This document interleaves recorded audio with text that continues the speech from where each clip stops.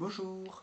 Alors nous allons vous présenter un jeu, Guerre de clochers, où en fait vous êtes à la tête d'un village et les différents villages qui sont pourtant identiques qui vont lutter pour être meilleurs que les autres, pour leur suprématie. Alors, comment se déroule le jeu? Vous avez des personnages dans les mains et donc tous les joueurs ont les mêmes cartes personnages que l'on verra plus précisément par la suite. Et il y a des cartes valeurs, donc qui vont de -4 à 7, que l'on va mélanger avec également des cartes particulières. Pour l'interrogation, bis et deux cartes flèches. Hop là, donc je ramasse ces cartes, les cartes valeurs, je les mélange. Voilà, hop là. Et on va pouvoir commencer, sachant que le jeu se joue en 2 manches. D'accord? Pour la première manche, c'est la première nuit, on va tous jouer pour le même objectif. D'accord? Et le but du jeu sera de se rapprocher le plus possible d'un chiffre que l'on va tirer au sort.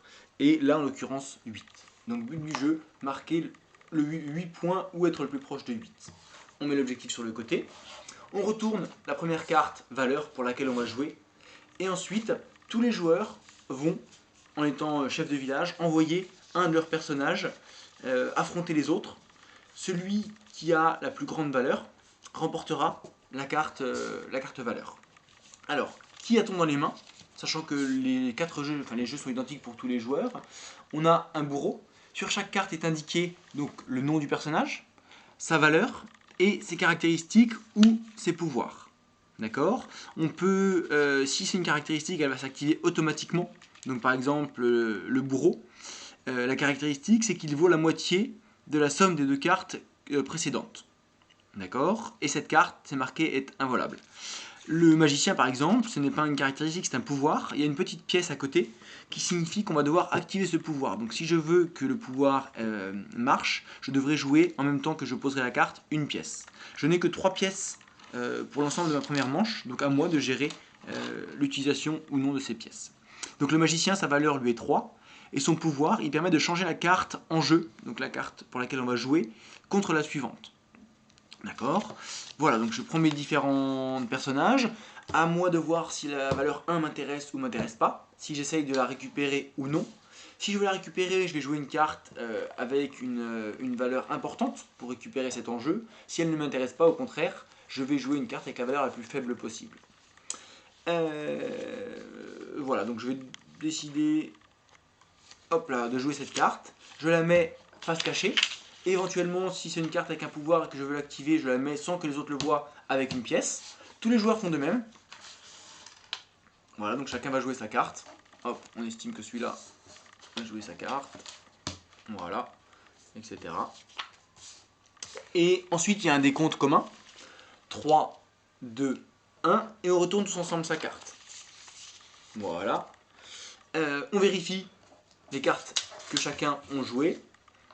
Et on regarde qui a la valeur la plus importante. Donc j'ai joué mon roi, d'accord? Hop là, j'ai joué mon roi. Sa caractéristique c'est 10 s'il est seul, -5 s'il y en a plusieurs. C'est le seul autour de la table, donc il vaut 10. Ici, le bouffon a joué sa carte en activant son pouvoir. Son pouvoir, c'est d'avoir la somme de ses deux voisins. Ses deux voisins, en l'occurrence, c'est le roi, donc il a 10, il vaut 10, plus le percepteur, qui est à côté, qui vaut 1. Donc le bouffon vaut 11, qui est supérieur au roi. Le percepteur a joué sa carte avec son pouvoir qui est de récupérer les pièces jouées par les autres joueurs. Donc il va récupérer la pièce du bouffon. Et enfin, le juge, qui n'a pas joué son pouvoir. Donc lui, il vaut 8. Voilà, donc sur ce tour de jeu, c'est le bouffon qui a la plus grande valeur. Il récupère l'enjeu de la manche. Et les cartes sont mises sur le côté. Voilà, des différents joueurs qui ne peuvent pas les réutiliser. Voilà. On retourne la carte en jeu suivante, et cette fois-ci, on va jouer pour un enjeu de 3.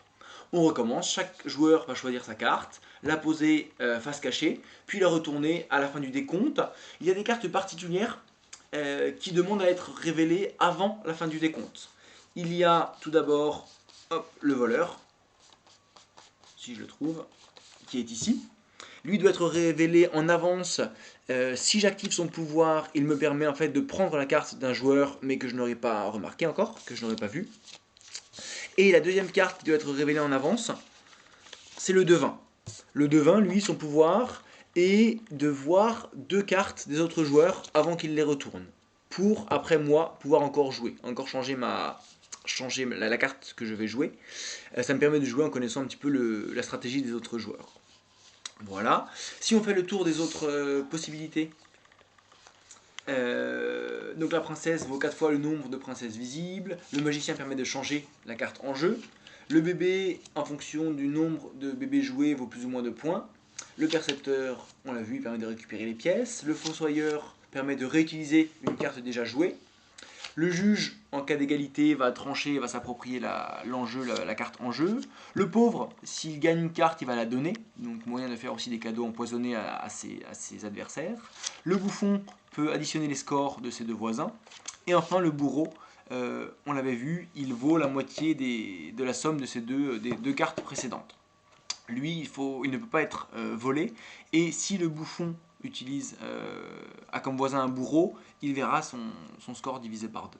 Voilà, pour les cartes en jeu, on avait vu qu'elles allaient de moins 4 à 7 et qu'il y en avait des spéciales. Celle-ci,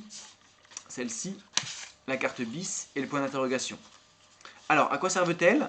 Si on retourne, le point d'interrogation, si on retourne cette carte avant de retourner une carte en jeu, elle signifie que l'on va jouer pour son voisin de gauche. D'accord? Donc je vais jouer une carte et ensuite c'est mon voisin de gauche qui la retournera et qui l'utilisera. Si je joue celle-ci, si on retourne celle-ci dans la carte en jeu, ça signifie que par exemple pour une valeur de 5, on va tous jouer une carte, on va placer la carte au centre, les mélanger et chacun va en reprendre une. D'accord? Donc on jouera pour quelqu'un d'autre sur la table dont on ne connaît pas l'identité. La carte point d'interrogation signifie qu'on va jouer sans savoir pour quelle valeur, et ce sera la carte valeur suivante. Et la carte bis signifie simplement que le joueur qui la gagne mettra la carte à côté de celle qu'il a gagnée précédemment, et elle vaudra la même valeur. Donc si j'ai gagné 1 à la manche au tour précédent, ça vaudra 1. Si j'ai gagné 7, ça vaudra 7. Voilà, les autres cartes donc, sont des chiffres. Et but du jeu, s'approcher le plus proche possible de 8.